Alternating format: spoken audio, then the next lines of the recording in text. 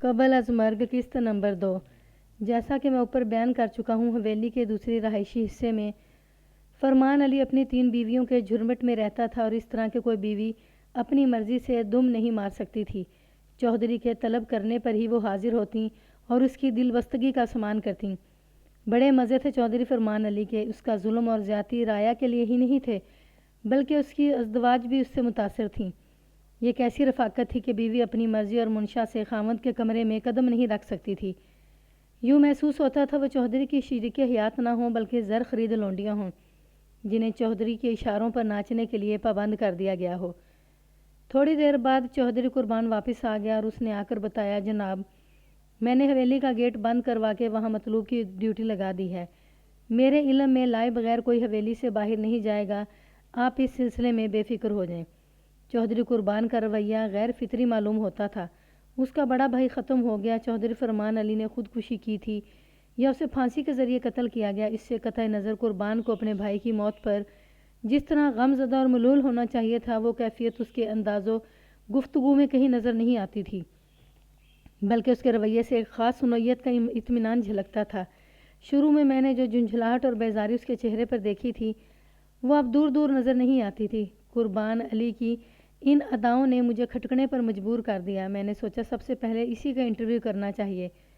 مجھے سوچ میں غرق دیکھ کر اس نے کہا، تھانے دار صاحب اب میں آپ کو قاتل کے پاس لے چلتا ہوں تاکہ آپ قانون کے تقاضے پورے کر سکیں۔ وہ ادھر میری رہائش والے حصے میں بند ہے۔ تمہیں بڑی جلدی ہے چودھری، میں نے اس کی آنکھوں میں جھانکتے ہوئے کہا۔ ذرا چھری تلے دم لو، نرگس سے بھی ملاقات ہو جائے گی۔ کیا تمہیں اندیشہ ہے کہ وہ فرار ہو جائے گی؟ وہ بڑے مضبوط لہجے میں بولا، سوال ہی پیدا نہیں ہوتا جناب، میں نے دروازے کو باہر سے تالا لگا دیا ہے، تو فکر کس بات کی ہے؟ میں نے بدستور اس کی آنکھوں میں دیکھتے ہوئے کہا، پہلے تم سے چند سوالات ہو جائیں پھر نرگس کو بھی دیکھ لوں گا۔ مجھ سے آپ کیا پوچھنا چاہتے ہیں؟ اس کے انداز میں یکدم بوکھلاہٹ آ گئی۔ میں نے ساری بات تو آپ کو بتا دی ہے، یہ تمہارا خیال ہے جو ضروری نہیں درست بھی ہو، میں نے سخت لہجے میں کہا۔ میرے خیال میں تم سے پوچھنے کے لیے ابھی بہت کچھ ہے۔ پھر میں نے ادھر ادھر دیکھتے ہوئے سرسری انداز میں کہا، یہاں تو بیٹھا نہیں جا سکتا، کیا کوئی اور موزوں جگہ؟ میں نے دانستہ جملہ ادھورا چھوڑ دیا۔ وہ میری بات کا مطلب سمجھتے ہوئے جلدی سے بولا، چلیں ادھر بیٹھک میں جا کر بیٹھتے ہیں یا پھر آپ میرے کمرے میں آ جائیں۔ ہم اٹھے اور چودھری قربان علی کے ساتھ بیٹھک میں پہنچ گئے۔ وہ ایک مرتبہ پھر خاطر تواضع کے لیے زور مارنے لگا، لیکن میں نے اس کی پیشکش کو بڑی بے دردی سے ٹھکرا دیا۔ حالانکہ وہ کھانے کا وقت تھا لیکن میں پیٹ پوجا کے بکھیڑے میں پڑھ کر وقت برباد نہیں کر سکتا تھا۔ میں جس مقصد کی خاطر وہاں آیا تھا اگر وہ حاصل ہو جاتا تو پھر تو عام اور آرام کے بارے میں سوچا جا سکتا تھا۔ چودھری قربان علی نے اپنی کوشش کو ناکام ہوتے دیکھا تو اس کا منہ لٹک گیا۔ میں نے اسپاٹ لہجے میں اس سے دریافت کیا، تمہاری شادی ہو گئی ہے؟ حالات و واقعات ظاہر کرتے تھے وہ غیر شادی شدہ تھا۔ اس نے اب تک ایک مرتبہ بھی اپنی بیوی یا بچوں کا ذکر نہیں کیا تھا۔ چودھری قربان 30 سال کا ایک صحت مند شخص تھا۔ گاؤں دیہات میں لڑکوں کی شادی 18 سے 25 سال تک عموماً ہو جاتی تھی۔ اس نے میرے سوال کا جواب دیتے ہوئے کہا، 1 سال پہلے میری شادی ہوئی تھی لیکن شادی کے 1 ماہ بعد نجمہ مجھ سے جدا ہوگی۔ اس کی آواز میں ہلکی سی نمی شامل ہوگی۔ نجمہ کو ایک زہریلے سانپ نے ڈس لیا تھا۔ میں سمجھ گیا نجمہ اس کی بیوی کا نام تھا۔ اس کے بعد تم نے شادی کے بارے میں نہیں سوچا؟ میں نے اسے ٹٹولا۔ وہ قطعیت سے بولا، نہیں، حالانکہ بھائی صاحب زور دیتے رہے کہ میں فوراً شادی کر لوں تاکہ نجمہ کی یاد سے چھٹکارا مل جائے، لیکن میں نے ان کی بات نہیں مانی۔ میں فروئی باتوں کو چھوڑ کر اصل موضوع کی طرف آ گیا۔ تمہیں کب اور کیسے پتہ چلا کہ چودھری فرمان نے خودکشی کر لی ہے؟ میں نے ٹھوس لہجے میں پوچھا۔ یہ بات مجھے منظور نے بتائی تھی، وہ تیز آواز میں بولا۔ منظور کو نرگس کی زبانی پتہ چلا تھا اور میرا خیال ہے یہ صبح 7 بجے کا واقعہ ہے۔ میں سویا ہوا تھا، منظور نے دروازہ کھٹکھٹا کر مجھے جگایا اور بتایا کہ بڑے چودھری صاحب نے خودکشی کر لی ہے۔ وہ ایک لمحے کے لیے چپ ہوا، پھر وضاحت کرتے ہوئے بولا، جناب نرگس بہت عیار ہے۔ اس نے منظور کو جو الٹی سیدھی پٹی پڑھائی وہ سیدھے سادے منظور نے مجھے بتا دیا، ورنہ حقیقت یہ ہے کہ بھائی صاحب کو پھانسی لگا کر باقاعدہ قتل کیا گیا ہے اور قاتل نرگس کے سوا اور کوئی نہیں ہو سکتا۔ اس کے حتمی اور قطعی انداز نے مجھے غصہ دلا دیا۔ میں نے برہمی سے پوچھا، تمہارے پاس ایسا کون سا ثبوت ہے جس سے نرگس قاتل ثابت ہوتی ہے؟ جی، اس کے کمرے کا دروازہ کھلا ہوا، لگتا ہے تمہاری عقل کہیں گھاس چرنے گئی ہے، میں نے ڈانٹ آمیز لہجے میں کہا۔ چودھری فرمان علی جس طرح چھت سے لٹکا ہوا تھا اس سے تو یہی ظاہر ہوتا ہے یہ کام اس کی اپنی مرضی کے مطابق ہوا ہے۔ اگر نرگس یا کوئی اور چودھری کو پھانسی پر لٹکاتا تو ایک ادھم مچ جاتا۔ چودھری اتنا بے بس ہرگز نہیں تھا کہ ایک عورت کے ہاتھوں پھندا گلے میں ڈال کر چھت سے لٹک جاتا۔ ہوش کے ناخن لو اور مجھے گمراہ کرنے کی کوشش نہ کرو، مجھے تو یہ کوئی اور ہی کہانی لگتی ہے۔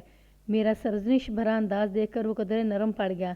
رازدانہ لہجے میں بولا، ہو سکتا ہے یہ کام نرگس نے اپنے کسی یار کی مدد سے کیا ہو۔ سچ اگلوانا تو آپ کی ذمہ داری ہے نا جناب۔ وہ بات ختم کر کے ذو معنی نظر سے مجھے دیکھنے لگا۔ وہ لمحہ بلمحہ میری نگاہ میں غیر معتبر ہوتا جا رہا تھا۔ پہلے اس نے نرگس کے لیے نیچ کا لفظ استعمال کیا، پھر اسے عیار کہا تھا اور اب اس کے کسی یار کا ذکر کر رہا تھا، گویا وہ اپنی بھابھی پر کیچڑ اچھال رہا تھا۔ یہ تو نرگس سے ملاقات کے بعد ہی پتہ چلتا کہ اس پر کیچڑ گری یا نہیں گری، مگر ابھی تو کیچڑ اچھالنے والے کے ہاتھ مجھے لتھڑے ہوئے دکھائی دے رہے تھے۔ کیا تمہیں نرگس سے کوئی ذاتی پرخاش ہے؟ میں نے غصے کو ضبط کرتے ہوئے اس سے سوال کیا۔ گھوم پھر کر تمہاری تان اسی پر آ کر ٹوٹتی ہے۔ نہیں جی، وہ گڑبڑا گیا، میں تو حقائق بیان کرنے کی کوشش کر رہا ہوں تھانے دار صاحب۔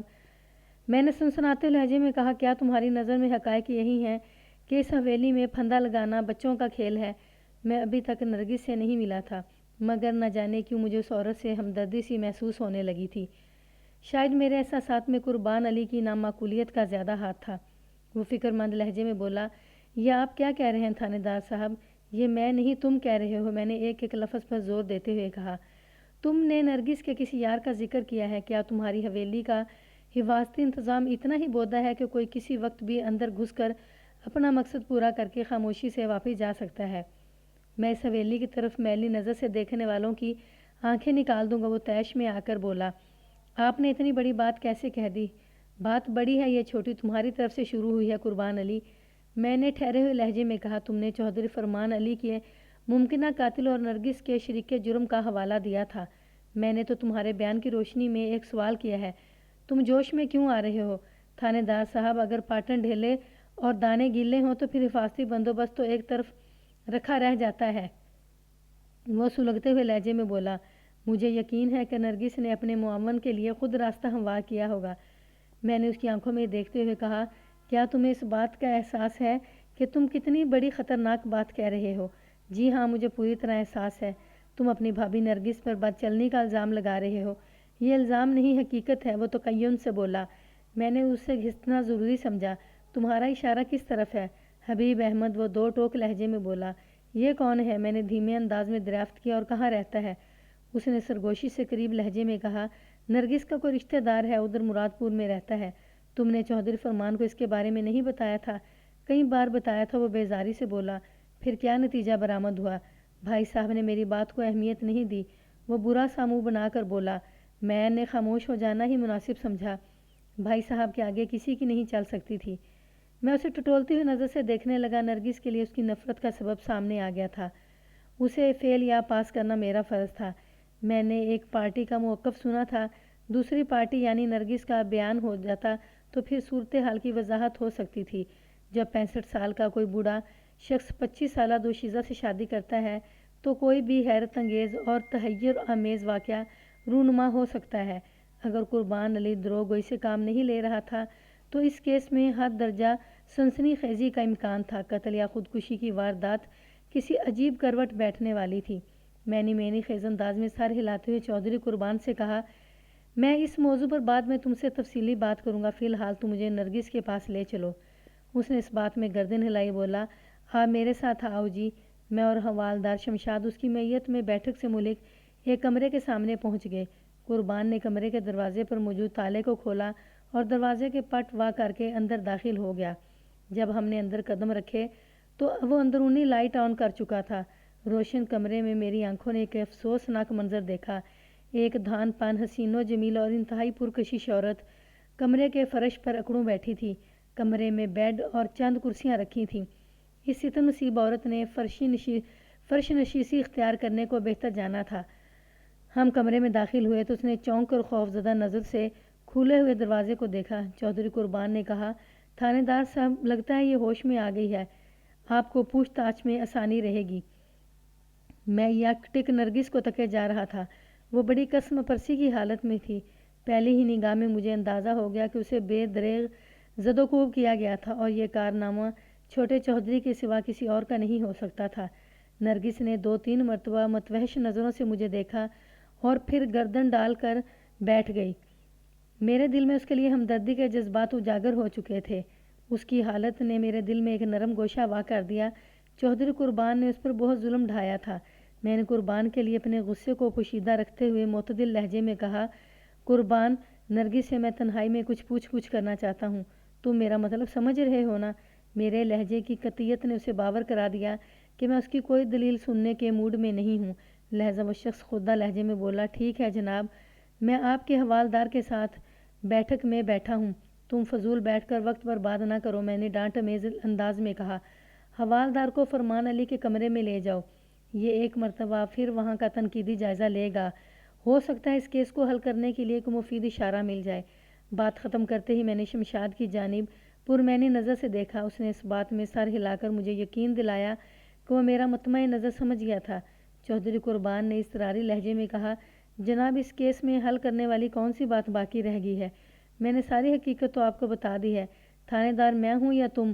میں نے غسیلی نظر سے گھورا۔ وہ گڑبڑائے ہوئے لہجے میں بولا، ظاہر ہے تھانے دار تو آپ ہی ہیں، پھر تھانے داری مجھے ہی کرنے دو۔ میں نے سخت انداز اختیار کرتے ہوئے کہا، میں تم سے زیادہ جانتا ہوں، اس کیس کو کس طرح حل کیا جائے گا؟ کچھ آیا تمہاری عقل میں؟ وہ امر مجبوری بولا، جیسے آپ کی مرضی جناب۔ پھر وہ حوالدار کے ساتھ کمرے سے باہر نکل گیا۔ میں نے پیچھے سے آواز دے کر اسے روکا اور کہا، فرمان علی کے کمرے کی طرف جانے سے پہلے ایک گلاس پانی مجھے دے جاؤ۔ وہ اچھا جی کہہ کر رخصت ہو گیا۔ اس کے جانے کے بعد میں نرگس کی جانب متوجہ ہو گیا۔ وہ ہنوز سر جھکائے بیٹھی تھی۔ میں نے دھیمی آواز میں اسے مخاطب کیا، نرگس، تمہارے شوہر کی ناگہانی موت کا مجھے بڑا دکھ ہے۔ شاید وہ ایک تھانے دار سے ایسی نرم اظہار کی توقع نہیں کر رہی تھی۔ یک بارگی اس کی گردن اٹھی اور وہ آنسوؤں سے تر چہرے سے مجھے دیکھنے لگی۔ بلا شبہ وہ لاکھوں میں نہیں تو ہزاروں میں ایک ضرور تھی۔ اس کی حسین آنکھوں میں غم و اندوہ کے سیاہ بادل منڈلا رہے تھے۔ وہ مجھے اس وقت حزن و ملال کی ایک ناقابل فراموش مرقع دکھائی دی۔ وہ چونکہ زبان سے ایک لفظ نہیں بولی تھی، لہذا یہ فریضہ مجھے ہی انجام دینا پڑا۔ میں تمہارے شوہر کو زندہ تو نہیں کر سکتا، لیکن تم سے میرا وعدہ ہے، میں چودھری فرمان کے قاتل کو کیفر کردار تک ضرور پہنچاؤں گا۔ وہ کچھ نہیں بولی اور نفرت بھری نگاہ سے کمرے کے فرش کو گھورنے لگی۔ مجھے یہ اندازہ لگانے میں کسی دقت کا سامنا نہیں کرنا پڑا کہ اسے اپنی خامد کی موت کا کوئی خاص دکھ نہیں ہوا تھا۔ اس کا بولنا ضروری تھا، اگر وہ یوں ہی گونگی بنی بیٹھی رہتی تو میرا مقصد پورا نہیں ہو سکتا تھا۔ لہذا میں نے ایک اور زاویے سے وار کیا، تمہارا یہ حشر یقیناً چھوٹے چودھری نے بنایا ہے۔ میرے لہجے میں پوشیدہ ہمدردی اور اپنائیت نے اس کے ضبط کا بندھن توڑ دیا اور وہ پھوٹ پھوٹ کر رونے لگی۔ اسی دوران میں پانی سے بھرا ہوا ایک گلاس وہاں پہنچا دیا گیا۔ میں نے نرگس کو رونے دیا تاکہ اس کے سینے میں تھما ہوا طوفان گزر جائے۔ تھوڑی دیر بعد اس کے آنسو رک گئے۔ میں نے اسے ایک کرسی پر بیٹھنے کو کہا۔ وہ تھوڑے سے تامل کے بعد فرش سے اٹھ کر کرسی پر پہنچ گئی۔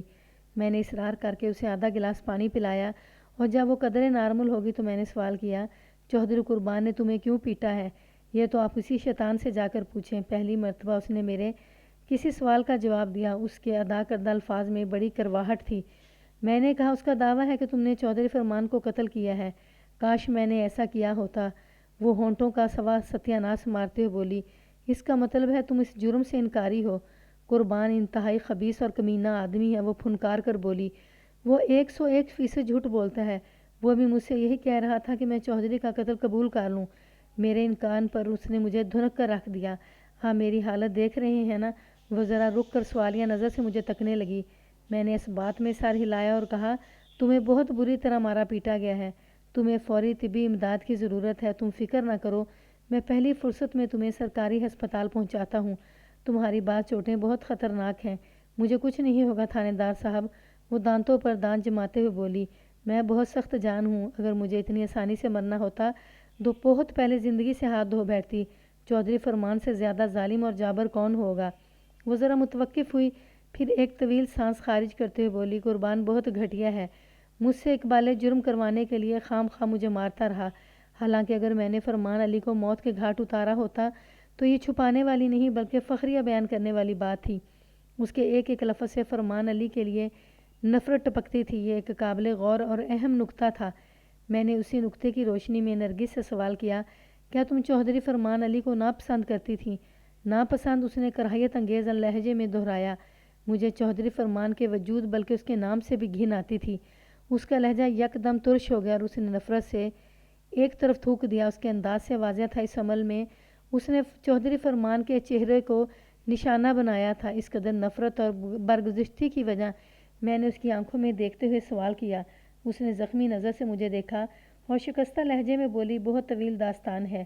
اس کی طویل داستان سننے میں کوئی مذائقہ تو نہیں تھا، لیکن رہ کے مجھے اس کی چوٹوں کا خیال آ رہا تھا۔ ایک دو زخم ایسے بھی تھے کہ اگر انہیں فوری طور پر ٹریٹ نہ کیا جاتا تو انفیکشن کا خدشہ تھا۔ میں نے اس کی حالت کے پیش نظر کہا، کیا اس گاؤں میں کوئی تجربہ کار ڈاکٹر موجود ہے؟ وہ میری بات کی تہہ میں پہنچ گئی، جلدی سے بولی، گاؤں کے ڈاکٹر اور حکیم کو گولی ماریں۔ اگر آپ کو میری چوٹوں کا ذرا سا بھی احساس ہے تو مجھے کسی طرح مراد پور بھیج دیں، میں آپ کا یہ احسان زندگی بھر یاد رکھوں گی۔ چوٹوں کو کیا ہے، لوٹ پوٹ کر ٹھیک ہو ہی جائیں گی۔ مراد پور کے ذکر پر میں چونکا۔ تھوڑی دیر پہلے چودھری قربان نے نرگس کے کسی حبیب نامی رشتہ دار اور مراد پور کا تذکرہ کیا تھا۔ چودھری قربان کا خیال تھا نرگس نے اپنے یار حبیب کی مدد سے چودھری فرمان کو موت کے گھاٹ اتارا تھا اور اب نرگس مراد پور جانے کے لیے مجھ سے درخواست کر رہی تھی۔ مراد پور میں تمہارا کون رہتا ہے؟ میں نے سخت لہجے میں پوچھا۔ وہاں میرے ماں باپ رہتے ہیں، میرا میکا ہے ادھر، وہ بے ساختہ بولی۔ صبح کچھ لوگ ادھر سے یہاں آئے تھے لیکن چودھری قربان نے بری طرح بے عزت کر کے انہیں یہاں سے نکال دیا۔ اس خبیث نے مجھے اس کمرے میں بند کر رکھا تھا، ان سے ملنے نہیں دیا۔ میری ماں اور بہن بہنوئی مجھ سے ملنے آئے تھے، سخت صدمہ لے کر الٹے قدموں واپس چلے گئے۔ اس حویلی میں میرے لیے اب کوئی گنجائش باقی نہیں رہی۔ آپ مجھے مراد پور جانے کی اجازت دیں۔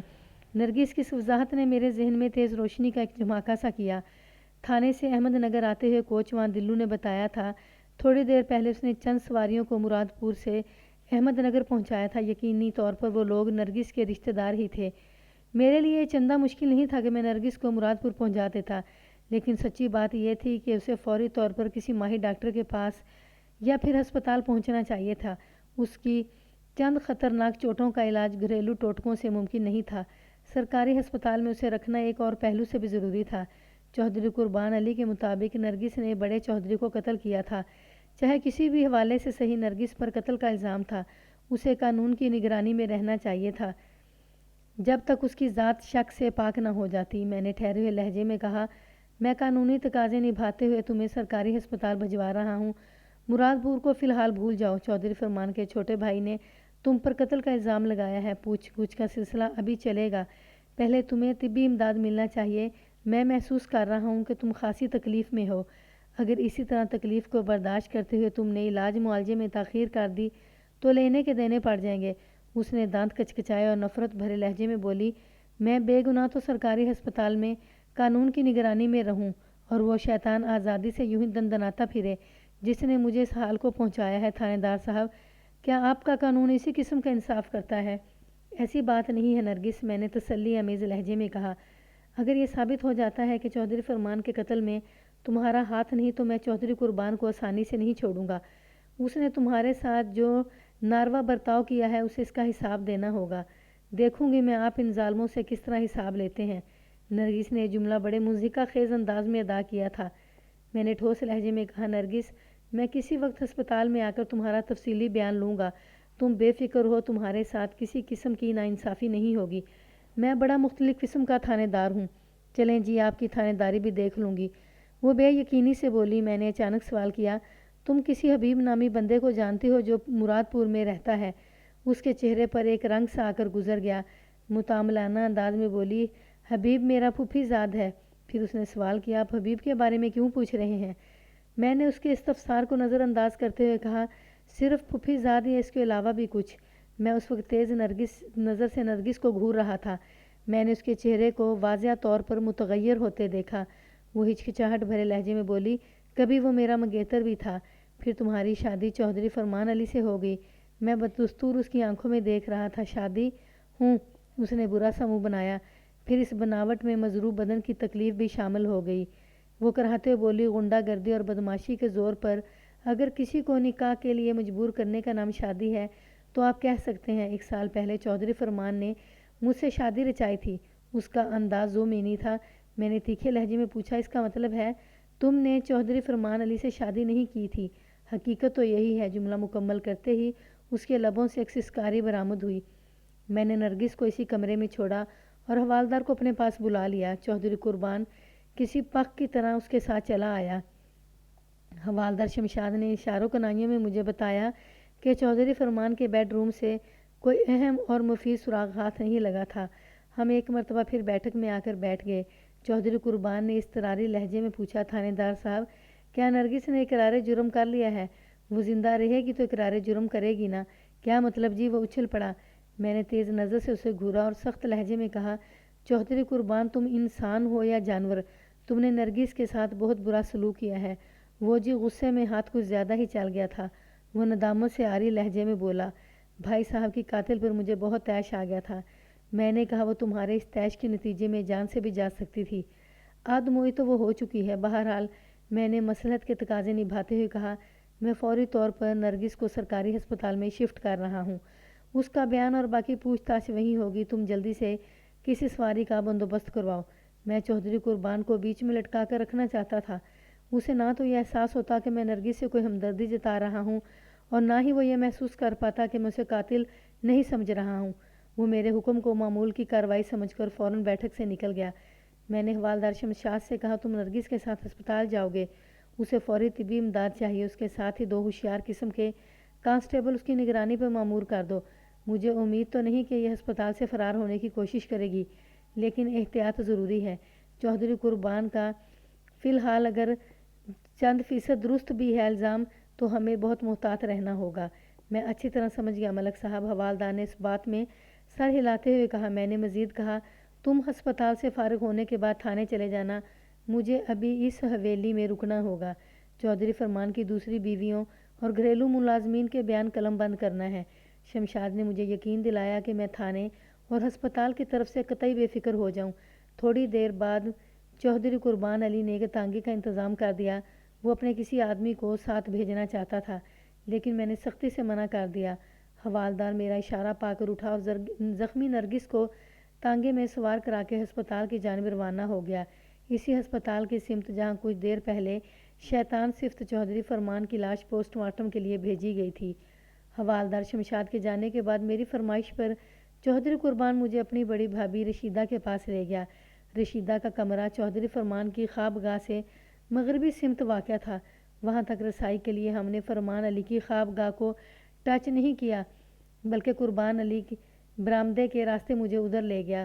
وہ برآمدہ کسی حد تک انگریزی کے حرف سے یو سے مشابہ تھا جو چودھری فرمان علی، اس کی پہلی بیوی رشیدہ اور دوسری بیوی رخسانہ کے کمروں کو کور کرتا تھا۔ ان کے کمروں کا ایک ایک دروازہ اس برآمدے میں کھلتا تھا۔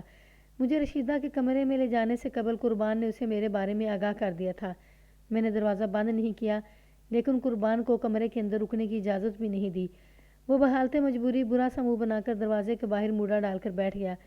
میں نے سوچ لیا کہ وہ ہماری گفتگو کا ایک لفظ بھی نہیں سن سکے گا۔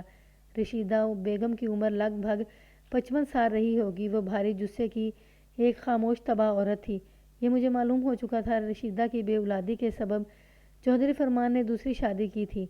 اب وہ اپنے کسی عضو معطل کی طرح اپنے کمرے میں پڑی رہتی تھی۔ پتہ نہیں چودھری اسے اپنے بیڈ روم میں بلاتا بھی تھا یا نہیں۔ میں نے نہایت ہی مختصر اور جامع الفاظ میں اظہار تعزیت کیا۔ وہ خاموشی سے مجھے دیکھتی رہی۔ اس کی آنکھ سے ایک آنسو ٹپکا اور نہ ہی لبوں سے آہوزاری پھوٹی۔ ایک لمحے کے لیے تو مجھے یوں محسوس ہوا جیسے وہ مجھے نہیں بلکہ میرے پار کسی نادیدہ اور تعجب خیز مخلوق کو دیکھ رہی ہے، لیکن میرا یہ احساس اس وقت ختم ہو گیا جب اس نے میرے باقاعدہ سوالوں کے جواب میں لب کشائی کی۔ میں نے ٹھہرے ہوئے لہجے میں اس سے پوچھا، آپ کے خیال میں چودھری فرمان کو کس نے قتل کیا ہے؟ وہ دیدے پھیلانے کے بعد دھیمی آواز میں بولی، تھانے دار جی، میں نے خود چودھری کو چھت سے لٹکے ہوئے دیکھا ہے۔ میں تھوڑی دیر کے لیے اس کے کمرے میں گئی تھی۔ میں جانا تو نہیں چاہتی تھی، لیکن سب کی دیکھا دیکھی مجھے بھی جانا پڑا۔ کچھ بھی صحیح چودھری میرا شوہر تھا۔ وہ بے ربط باتوں کے درمیان چند لمحات کے لیے خاموش ہوگی، پھر اسی دھیمے پن سے بات جاری رکھتے ہوئے بولی، صاف نظر آ رہا تھا چودھری نے گردن میں پھندا ڈال کر خودکشی کی ہے۔ میں نے سنا ہے آپ نے فرمان علی کی لاش کو چیر پھاڑ کے لیے ہسپتال بھجوایا ہے۔ رشیدہ بیگم کے انداز گفتگو سے مجھے یہ سمجھنے میں دیر نہیں لگی کہ وہ اپنے دل میں چودھری فرمان کے لیے نیک جذبات نہیں رکھتی تھی۔ نرگس نے بھی کچھ اسی نوعیت کے جذبات کا اظہار کیا تھا۔ اس سے یہ ظاہر ہوا کہ چودھری فرمان علی حویلی کے اندر اور باہر یکساں طور پر ناپسند کیا جاتا تھا۔ میں نے رشیدہ کے سوال کا جواب دیتے ہوئے کہا، آپ نے بالکل ٹھیک سنا ہے، غیر طبعی موت کے سلسلے میں پوسٹ مارٹم ضروری ہو جاتا ہے۔ پھر ایک لمحے کے توقف سے میں نے اضافہ کرتے ہوئے پوچھا، آپ کے خیال میں چودھری فرمان نے خودکشی کی ہے، لیکن آپ کا دیور تو کوئی اور ہی کہانی سنا رہا ہے۔ قربان پکا بدماش ہے، وہ آواز دباتے ہوئے بولی۔ وہ کہانی میں نے بھی سنی ہے، لیکن میرے خیال میں اس میں کوئی حقیقت نہیں۔ میں نے غیر ارادی طور پر کھلے ہوئے دروازے کی جانب دیکھا۔ اس دروازے کے ساتھ ہی ایک طرف موڑے پر قربان علی براجمان تھا۔ مجھے امید تھی کہ ہماری باتیں اس کی سماعت تک نہیں پہنچ رہی تھیں، کیونکہ ہم نے احتیاطاً اپنے لہجوں کو دھیما اور محفوظ رکھا تھا۔ میں نے رشیدہ بیگم کو ٹٹولنے والی نگاہ سے دیکھا اور پوچھا، اگر چودھری فرمان نے واقعی خودکشی کی ہے تو پھر آپ کا دیور نرگس کو قاتل قرار دینے کے لیے کیوں زور لگا رہا ہے؟ نرگس سے اسے کیا پرخاش ہے؟ اس نے نرگس کو بڑی بے دردی سے مارا بھی ہے۔